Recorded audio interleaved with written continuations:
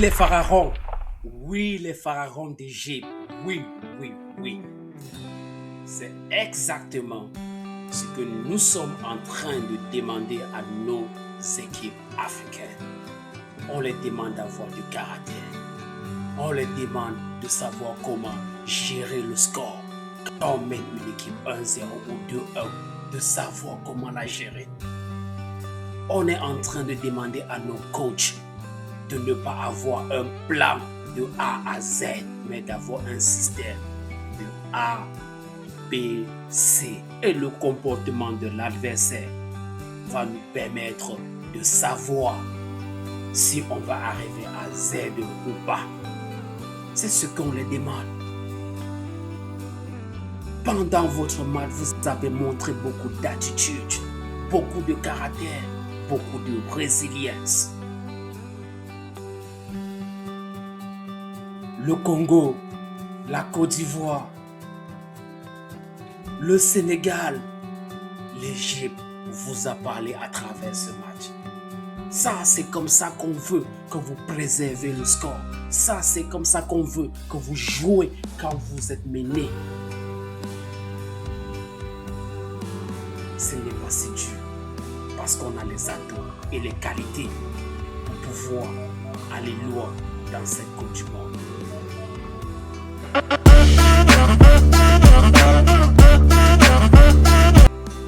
Les gars, le match Égypte contre la Nouvelle-Zélande a été un grand match.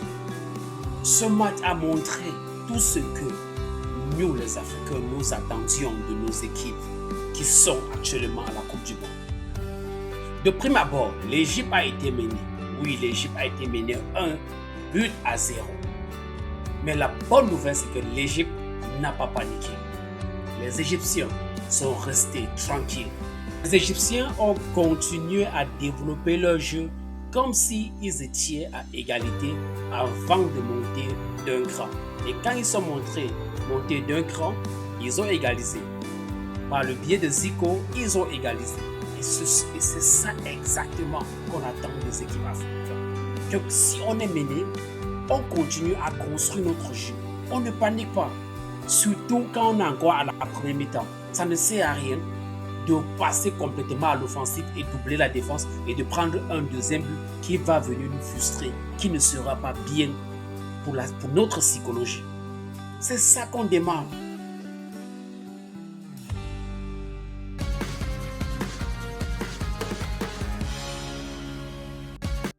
Deuxième point important, c'est l'égalisation. Le comportement de l'Égypte quand ils ont égalisé. Ils sont devenus les maîtres du jeu. Ils sont devenus les maîtres du stade. C'est eux qui dictaient leurs lois, leurs rimes à l'équipe adverse. C'est exactement ça. C'est ça là qui nous enjaille. C'est ça. C'est pourquoi nous on aime le football. Surtout quand on voit une équipe africaine faire les choses comme ça. Parce que le football a tellement avancé. L'Afrique a tellement contribué dans le football mondial que nous ne voulions plus être complexés. Je pense qu'un Samuel Eto'o ou bien un Didier Drogba peut être complexé devant ses équipes. Alors les gars, sortons la tête de l'eau. Je m'adresse spécialement à la Côte d'Ivoire, le Congo et le Sénégal. Soyons décomplexés. Nous sommes capables, nous avons les qualités, nous avons les potentiels physiques et nous avons les joueurs qui sont techniquement au point. Après l'égalisation, qu'est-ce que l'Égypte fait? L'Égypte continue à mettre une pression en gardant son fond de jeu, en se rassurant que dans tous les compartiments, ça se joue bien. Et il faut voir le deuxième but.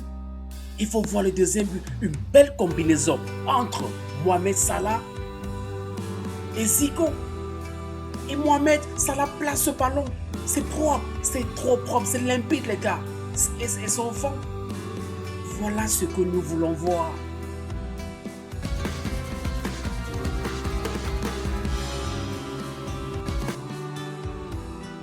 Et maintenant qu'on met nos scores dans un match important comme celui-ci, un match contre l'Allemagne, un match qui peut nous permettre de ne même pas nous stresser pour le dernier match, qu'est-ce qu'il faut faire? Il faut coup de marteau. Il faut le coup de marteau, les gars. Il faut donner le coup de marteau à l'Allemagne. Il faut tuer le match. Il faut tuer ce match. Donc, la troisième des choses que nous sommes en train de demander, c'est qu'une fois qu'on mène une équipe et qu'on a un peu l'avantage de possession de balle et on a les avantages comme le match Côte d'Ivoire-Allemagne, il faut tuer le match. Il faut tuer le match. Et c'est exactement ce que l'Égypte a fait par le biais de Trezeguet. Ils ont tué le match. Ils ont coup de marteau le match. On doit coup de marteau le match. Et une fois qu'on a donné le coup de marteau, là maintenant, là, il reste au coach de faire son travail.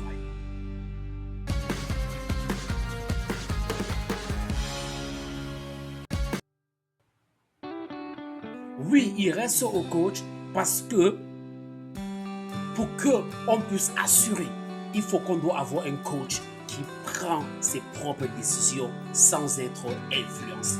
On veut un coach qui n'est pas influençable. On veut un coach charismatique. Yeah. On veut un coach qui a les couilles, qui n'a peur de personne. Et c'est exactement ce que Hassan a fait. Il a fait d'abord pour qu'on puisse tuer le match, il a fait un remplacement très important. Est-ce que tu penses que c'est facile d'enlever un joueur de calibre de Mamouche dans un match? Mamouche a le signe, mais Hassan l'a fait. Le coach égyptien a senti qu'il était fatigué et qu'il ne pouvait plus jouer le coup. Il l'a enlevé. Et aussi, il a enlevé le buteur parce qu'il a compris que Trezeguet aussi a de gros potentiels et il peut bien représenter Zico. Alors on a besoin des coachs comme ça. On a besoin des coachs qui sont capables de lire le match et de la comprendre. Et la partie que j'ai aimé beaucoup, les gars, ça c'était ma partie préférée. Quand on a tué le match, il a enlevé Mohamed Salah. C'est ce qu'on veut comme nos coachs. C'est ça le coaching. Oh, tu ne peux pas venir dans un match avec un plan de A à Z et tu arrives, tu as l'avantage et tu croises tes mains, tu croises tes doigts, tu attends qui fait que l'équipe adverse ne marque pas. Non, tu dois être spontané. On ne vient pas dans un match avec un plan final. On vient avec un système qu'on ajuste au fur et à mesure par rapport au comportement de l'équipe adverse. Merci l'Égypte.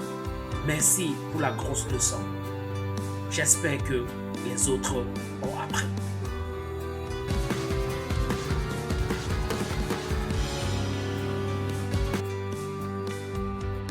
You rock, brother. Merci d'avoir regardé la vidéo jusqu'à la fin. Merci de nous supporter au quotidien. Tu es amazing. Si tu n'es pas encore abonné, abonne-toi et surtout, n'oublie pas de mettre. Hey!